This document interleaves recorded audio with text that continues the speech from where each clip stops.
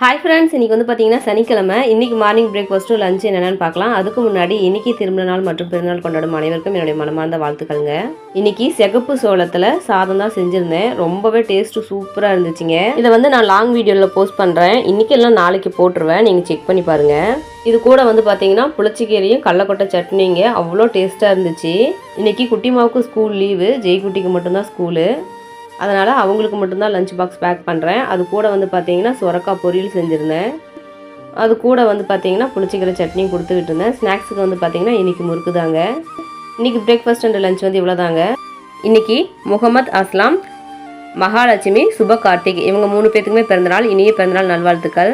சிவா, ஜெயந்தி, லலிதா குமாரி, ராஜா இவங்க 2 பேத்துக்குமே இன்றைக்கி wedding anniversary. Happy wedding anniversary sisters.